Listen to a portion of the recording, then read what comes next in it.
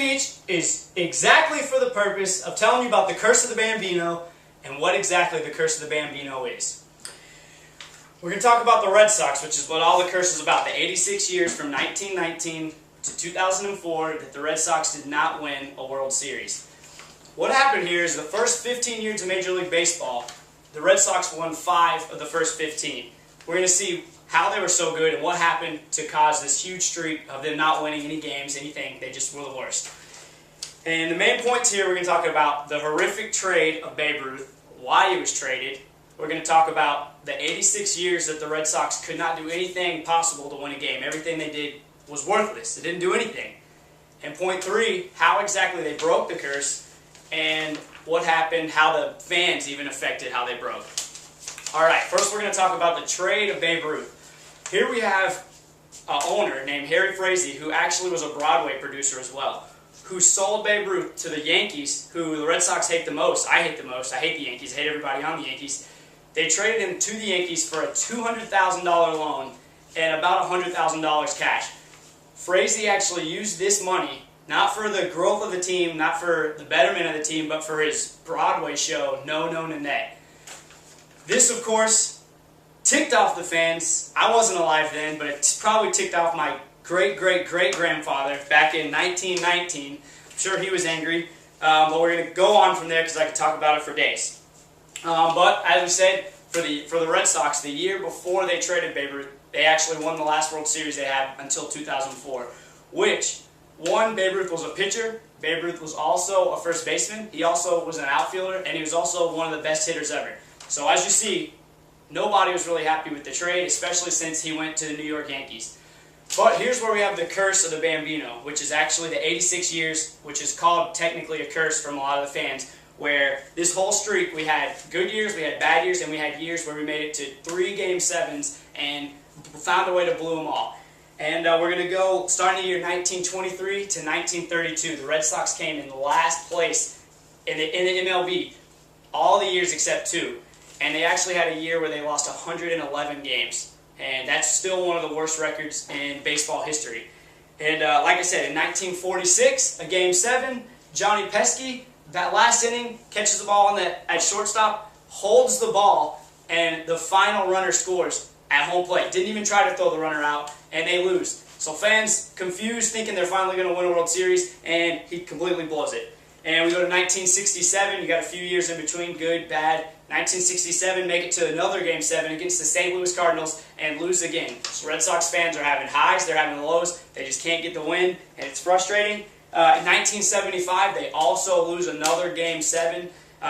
It's a frustrating game because actually in Game 6, they had a chance to lose it all in the bottom of the 12th. Carlton Fisk actually hits a home run to win the game. They go into a Game 7. They finally think they're going to win. They're up 3-0. It's a great game. Red Sox fans thinking they're finally going to win. The Red Sox blow the lead, lose Game 7 again. It's just a tragedy. And finally we get to 1986, probably the most memorable game in any Red Sox fans' history in a negative way, and mostly anybody that knows anything about baseball knows about 1986. Game 6 of the World Series. Bill Buckner, first baseman, great first baseman, gets a slow roller hit to him to end the game. The Red Sox only need 1 out. It rolls right under his legs, and the Red Sox lose the game. And they go on to lose Game 7, and they think there's no hope for the Red Sox. Luckily, that was 2 years before I was born. My dad had to watch it. He told me he cried himself to sleep for 2 weeks. And that is something I'm glad I never had to do. So as we see, we have so many Game 7 losses, so many plays that could have ended the Red Sox horrible luck, and still nothing happened. In 2004, my dad actually taught me a trick. This is going to be the last point here of how we could change the Red Sox history and help them win the World Series. Many fans are superstitious about small things like changing clothes in the middle of games, changing clothes after games, in between games, anything they want to do. So in 2004, during the season, if I was watching a game and say they couldn't win, that something was going wrong, I'd take my hat off, I would take my shirt off, and I'd just change shirts, you know? And if it didn't work, I'd take off another shirt. And finally, this last shirt, the cutoff shirt, would do it all. The Red Sox, they'd turn the game around. They'd win the game. So, you know, I thought, all right, we'll do this. The Red Sox finally make it into the playoffs 2004, they get to the ALCS against the Yankees, the team that got Babe Ruth from us, the team that for 27 years, out of the 86 that the Red Sox didn't win a World Series, they won 27 World Series. The Red Sox won 0. Just to give you an illustration of how terrible this was, I actually have an illustration. These are the 27 World Series that the Yankees won that the Red Sox fans had to watch.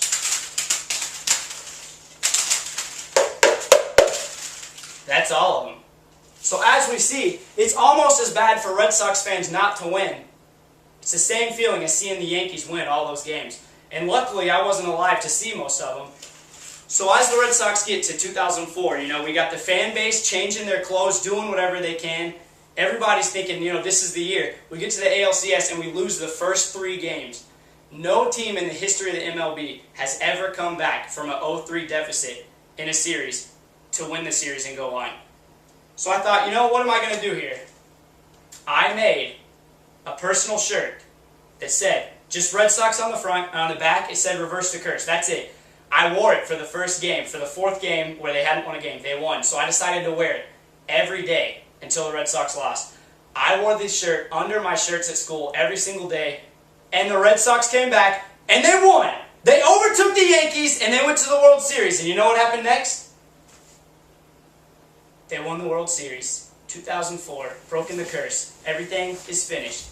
So as we see, all these years of just the curse of all of this crazy stuff, we see that the Red Sox can finally overcome the curse where Harry Frazee decided to be greedy and sell the greatest baseball player in the franchise's history to the most hated team ever.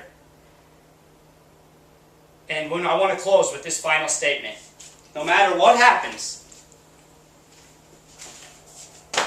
the Red Sox fans will shine, even in the darkest of times.